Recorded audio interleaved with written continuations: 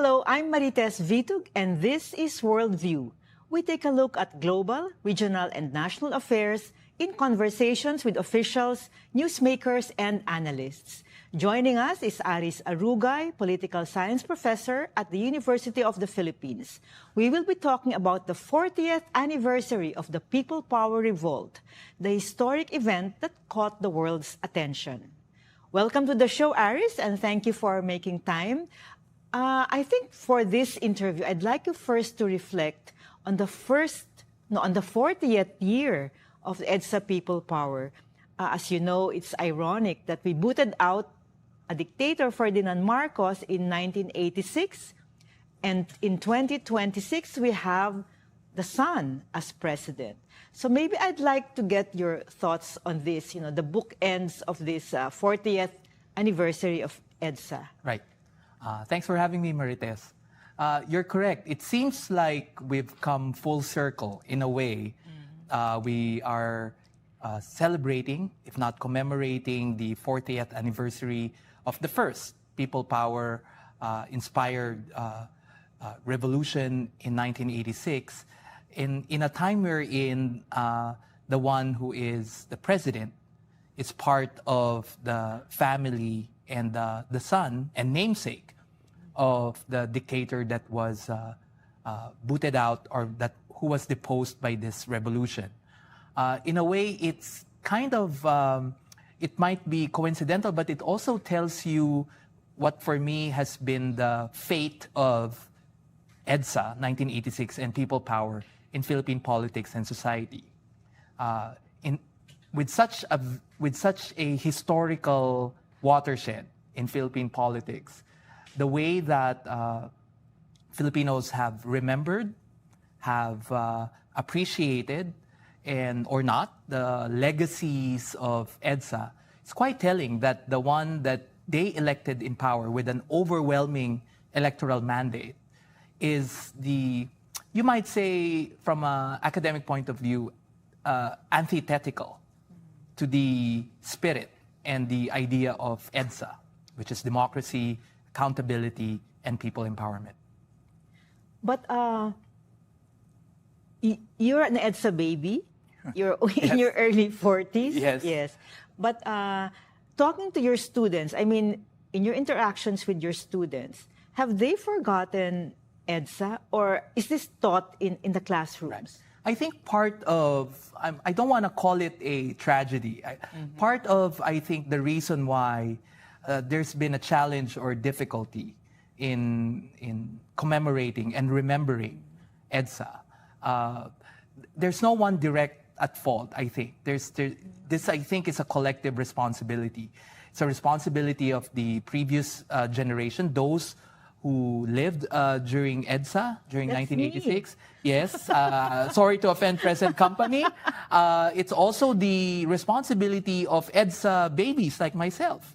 I think there's been the ball has been dropped. There's been a lack of due diligence in ensuring that the lessons of EDSA, the legacies of EDSA, are firmly imprinted in the collective consciousness. And I tell this from a point of view of a comparative political scientist, someone who has also studied major protests, major revolutionary movements in other countries in the global south. For example, in Latin America and in Asia as well.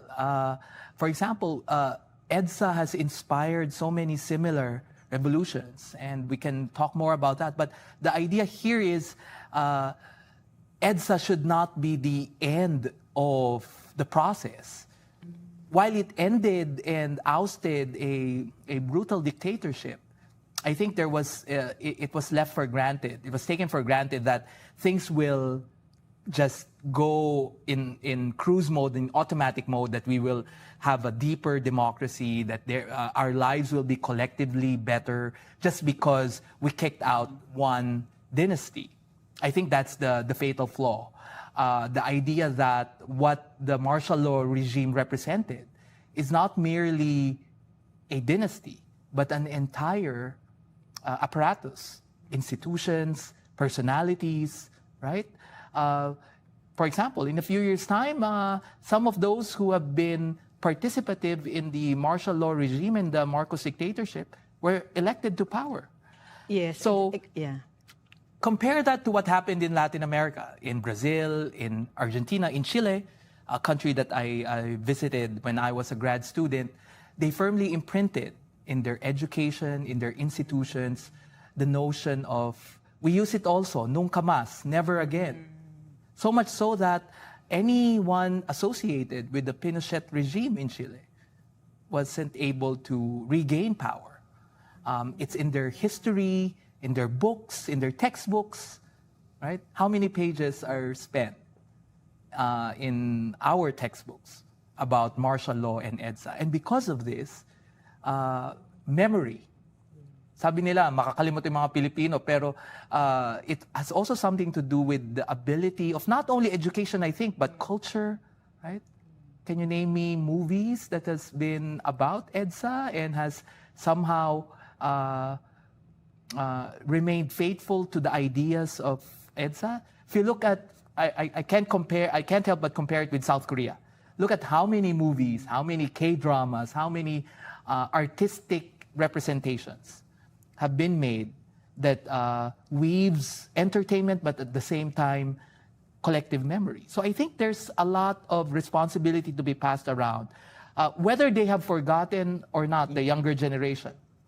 I have students, I remember a conversation with students saying that, oh, your issues with martial law, that's your issue. Those are not our issues because we were not alive then. So there's this idea that what EDSA represented was merely a generational thing. When it's supposed to be, it's not. It should cut across generations. Oh, EDSA is just a Manila thing, a Luzon thing. So in a way, we have not mainstreamed that EDSA, what EDSA represent is what it means to be a Filipino, rather than what it means to be a boomer, a Gen X, or what it means to be from Manila or from Luzon. I think that's one of the main challenges. When you compared the Philippines to South Korea, I was just also thinking about how many ex-presidents have they sent to jail. And here in the Philippines, well, we've sent two to house arrest. One was convicted of plunder but was pardoned, right? Correct. Yeah. Gloria Arroyo was also sent to jail, but in a hospital. So we're, as you said, it's also is it a cultural thing that instead of being harsh or hard on them, on these past leaders, are we forgiving? Are we such a forgiving people? I think we have to, as you notice, Marites, over time, the EDSA 1986 have been interpreted and reinterpreted. I remember when I was a student, elementary school student, high school student, it was called People Power EDSA Revolution. But for us political scientists, when you say a revolution, it meant widespread political and social change, which, and therefore revolutions are often judged not by the event itself, but by the consequences. Has there been revolutionary change? Unfortunately, the bigger frameworks of patronage politics, dynastic politics, impunity remained, unfortunately. Nothing has really changed. We just kicked out a dictator. Have our democratic institutions deepened? There were efforts. But remember this, at present we have an anti-dynasty process or debate, right? What did the constitutional framer said? Oh, we didn't make it an enabling constitutional provision because we thought our politicians will tap into the better angels of their nature and will implement the law. They did not foresee the greed, the corruption, that sooner or later you will have a legislature dominated by dynasties, and therefore it will be contradictory to pass. And that's an example. What I'm saying is there wasn't a follow-through. There wasn't even a political party formed that represented the ideals of EDSA, that could socialize, right? That could teach its members. I remember there was an EDSA People Power Commission, but I don't remember. I don't even know what they did. Right, exactly. Exactly my point. There was no truth commission. Something that countries in Latin America have done, so that there wouldn't be room for reinterpretation, because the Truth Commission would release an authoritative account of the dictatorship. We didn't do that. We did not do a lot of things, Marites, and now we're paying for the consequences. So EDSA People Power, now we call it revolt. Or uprising. Because revolution would have involved killing, isn't it? Or a notion of violence. And I distinctly Yes. remember the speech that was given by then President Corazon Aquino to U.S. Congress. Remember that? Yes. That one of the most beautiful speeches ever articulated by a Filipino. No, she said there that EDSA People Power represented two things: that revolutions could be without violence. Yes. Because remember what happened in Romania. Almost the same time as EDSA People Power, the Ceausescu dynasty, they were killed, firing squad. So Romania had a true break in the past, from the past, because of that. Corazon Aquino said, we showed the world that we can have revolutionary change without violence and without external involvement by powers like the United States. So somehow we were a beaming example of actual collective nonviolent action. And we showed that. But you're correct. Maybe while it was nonviolent, it also did not pursue accountability. Many of those who were in EDSA, remember how EDSA started? It was an aborted coup. Correct. Right? Yes. So many people don't remember. They just remember the people on the streets. Right? And somehow, another tragedy, I think, of EDSA is that it made it very personalized. I always ask my students, who are the true heroes of EDSA? Because if you ask the Yellow Forces, it's Cory Aquino. If you ask the military, it's RAM, right? If you ask For the audience, RAM is Reform the Armed Forces Movement. Right. Okay. Right? For those who are more religiously inclined, it's the Catholic Church. But who risked their lives out in the streets when then Archbishop Cardinal Sin said, right, to protect the RAM soldiers, was the people. So should there really be an actual person or personality that is the hero of EDSA? If you ask me, no. It's the faceless, nameless Filipinos, both in and out of Metro Manila, who had enough, who wanted democracy back, who wanted an end to the abuse, to the corruption, to the impunity. So I think if we focus more on that, EDSA becomes less polarized. EDSA doesn't, because unfortunately it's become, it's owned by the Aquinos, right? Which I think is not even the Aquino family would accept, right? So that's an interesting point, Aries, depersonalizing EDSA. I think that's, we've not really thought about it because we really need faces to represent, EDSA. Right. So there, as you said, the usual suspects, church, Cory, military. And then we forget the nameless and faceless. People. Like my father. My father was a fireman. He went to EDSA. So that was a very important event that shaped me as well. If my dad risked his own life and security for a cause, for an idea. So I always say EDSA does not represent, is not owned by anyone, and should not be owned by anyone, should not be monopolized by anyone except the Filipino people. Because EDSA is not a property of any force, any family, any institution, because it's an idea. The idea that power must be exercised with accountability. that true power lies with the people. By somehow depersonalizing EDSA, I think we're returning to the idea. And the idea cannot be owned by anyone. Aries, you mentioned, I think in our email conversation, that in 1986, we taught the world a lesson. And I think after EDSA, after February 86, Berlin Wall fell. And were there other examples? Of course, yes. Because, in political science, the study of how countries become democracies, democratization, right? There's an entire literature on this. And they said that from 1974 to around 1992, this almost 21-year period, there's around maybe 30 countries that kicked out their dictatorships, right? Political scientist Samuel Huntington called this the global wave of democracy. And we are one of the stalwarts of this. In his book, The Philippines was a case, an exemplar case of regime change through people's uprising or people's revolt.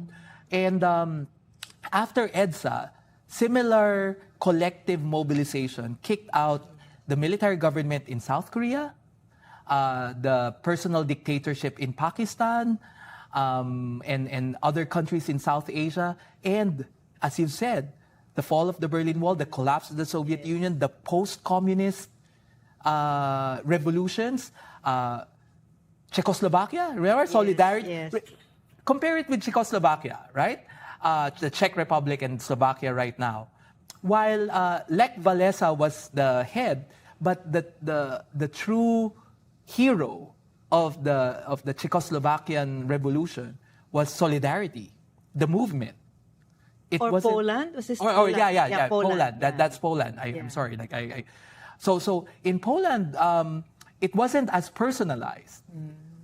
It was a movement, and this movement transformed itself into a democratic party and has been competing in elections. I think they learned that the revolution should not end simply because the objective, its primary objective, has been fulfilled.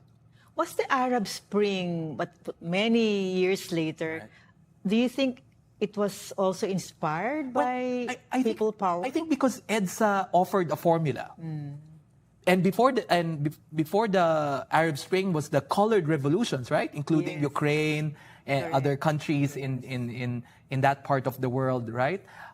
The Orange Revolution in Ukraine. What I'm saying is EDSA offered a peaceful, collective mobilization formula that people could clamor for democracy. Because before, countries changed into become a democracy out of negotiation. Elites negotiate. They decided like, oh, maybe, and dictators decided like, oh, maybe I want to become a democrat now. Look at what's happening to Myanmar, right? The junta said, okay, let's have elections. We'll participate. But that's not really a break. It's the same actors, right? People power said that there needs to be some replacement, some break. And true regime change means that you're not going to collaborate with the old regime. You must put new people in power. You must create new institutions. You must bring power back to the people. So, People Power, EDSA, 1986, showed the world how to topple a dictator, but it doesn't mean that it could be a sustained experience in enriching democracy. It's already up to each country. Right. And we didn't show that to the world. We didn't show that. You mentioned South Korea, right? Yes. So South Korea ensured that their dictators would be made accountable. Yeah. I can still remember the image of two former presidents in prison clothes, in chains, apologizing to the South Korean people for what they have done, right? Now they're about to sentence and jail another president, right? So in Latin America as well, right? I was in Chile in 2013. There was an election wherein Michelle Bachelet was running against another female politician. What's interesting is that they were both daughters of generals under the Pinochet regime. But Bachelet was a general who refused Pinochet's orders. On the other hand, her opponent was the daughter of a general who collaborated. The election result was clear. It was an overwhelming mandate for Michelle Bachelet because the Chileans didn't forget. So speaking of the military, you've studied parts of Latin America. Here in the Philippines, it's already 2026. It's 40 years after EDSA, yet some partisans or politicians still look at the military as a savior or somebody who could... Deus ex machina, yeah, right? Who could bring about another regime change.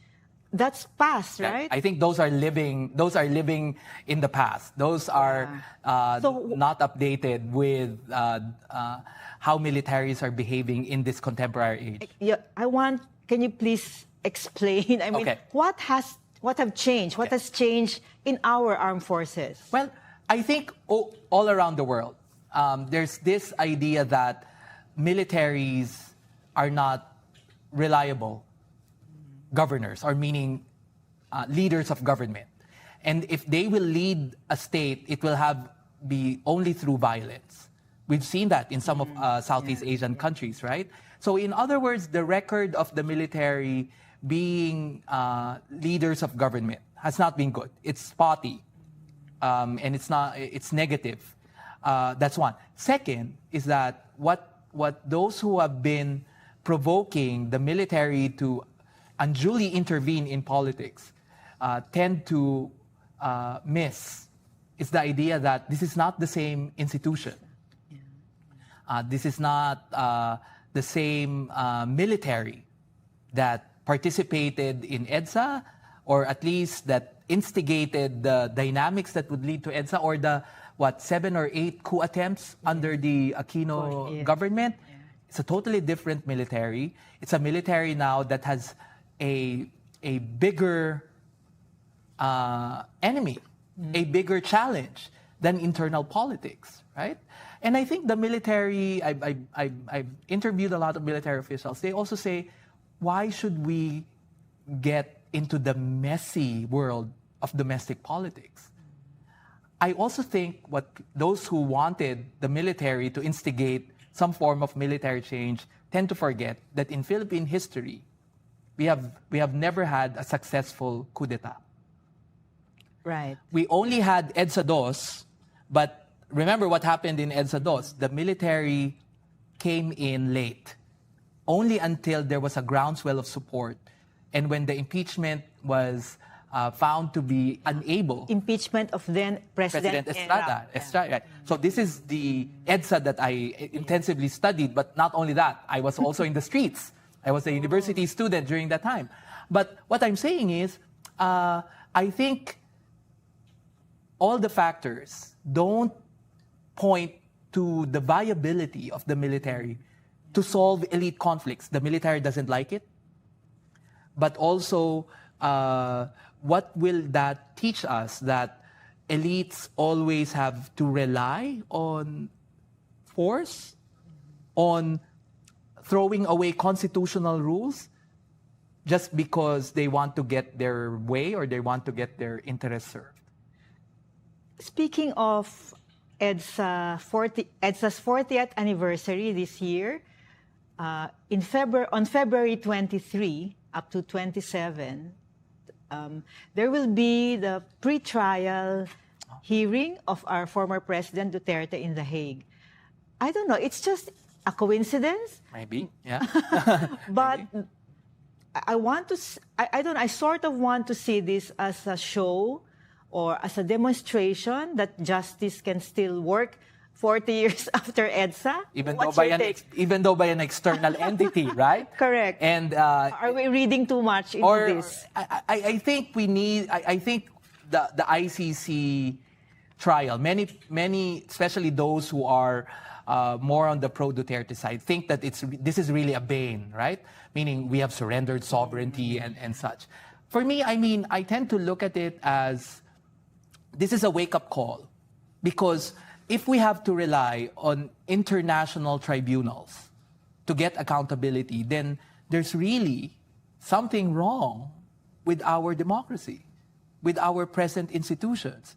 Because the culture of impunity has become so pervasive that international law needed to step in. I mean, however, having said this, coincidental perhaps, but I think the alignment of the trial, the anniversary of EDSA, the biggest corruption scandal we're facing in history, the mere fact that the current president is the namesake and the son of the former dictator, that alignment might be coincidental, but let's interpret it as a wake-up call.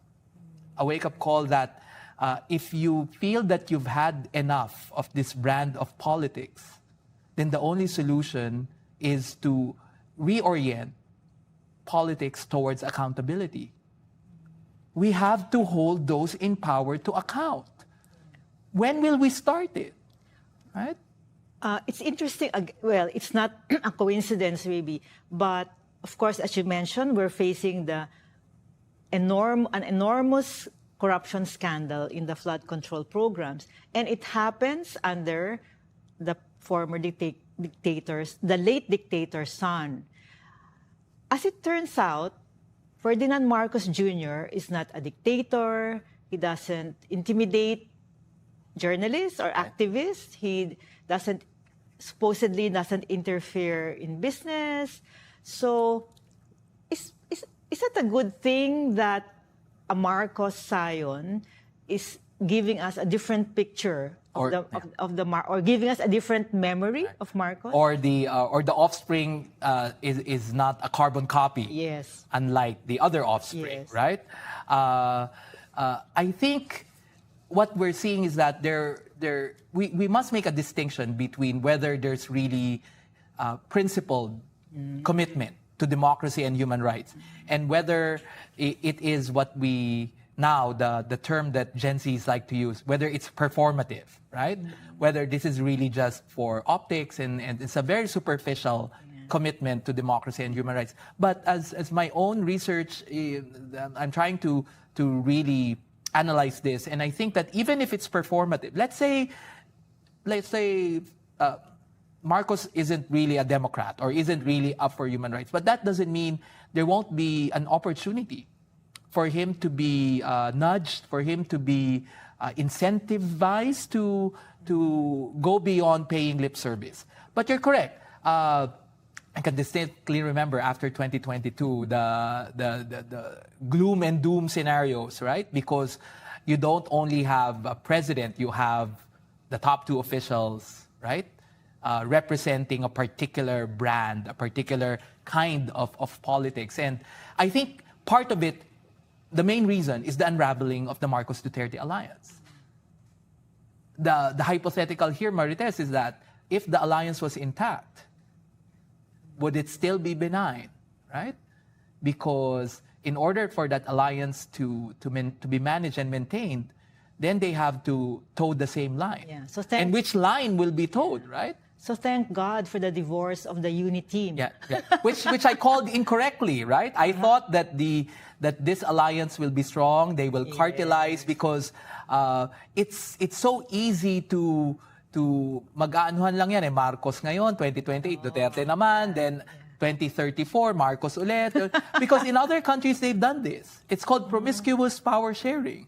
Oh my God. Yeah, in our neighbor, Indonesia, it's called the party cartel, right? The parties form these cartels. And I changed that, and I called, after the elections, I called it a dynasty cartel, right? But it seems like there's not enough power to be shared among dynasties. And this is what is, again, wrong with the dynastic politics. Dynasties don't tend to share power. So, Aries, for the final question, since we've initially talked about it, so 2028 is not far away. So how do we strengthen our institutions to withstand the perils of an authoritarian rule if a Duterte-like president will come to power? Right. there's this idea that, and the 2025 elections have shown this, that there's hope because of the Gen Z, right? There's hope, but I do think, being a researcher myself, I could say that the jury is still out, whether you really have a very pro-democracy youth vote at the moment. Why do you say that? Because if you look at the demographics, if you look at the satisfaction ratings, for example, of the vice president, there are many of those who approve and trust her from that generation. So at most, what the surveys tend to reveal is that it's 50-50. It's inconclusive. But that only means there's room, right? There's room for change in both directions, unfortunately. So what can be done? There's a lot to be done, Marites. And I always say that, I always tell the young Filipinos that as you mentioned, I'm an EDSA baby, I'm middle-aged, and it seems like my generation hasn't done what it's supposed to do to improve democracy, to ensure that we're not trapped in this vicious cycle of patronage, corrupt, and dynastic politics. So the hope is for the young. I'm still hopeful, and this is why I've been teaching for more than 2 decades. But it's not enough. What needs to be done is we need to reorient politics in a different way. I know there's a lot of cynicism, and a lot of people have voted dynasties, have voted other politicians because there's no hope. There's no alternative. Yeah. I think what is important is that we need to convince people to be those alternatives. And for 2028, there's no reason that we will be surprised. In 2016, we might have been surprised. Mm-hmm. In 2022, we're not really that surprised. So if we're going to repeat the same outcome by 2028, it's really telling about the fate of and what Filipinos tend to think about their democracy and whether they value it as much or not. On that 50-50, hopeful, not so hopeful tone, thank you very much, Aries, for taking time. And thank you to our viewers. But before we go, we invite you to download Rappler's free app. The QR codes are there on your screen. So, okay, that's it for today's show. This has been Worldview with Marites Vitug. Till next time.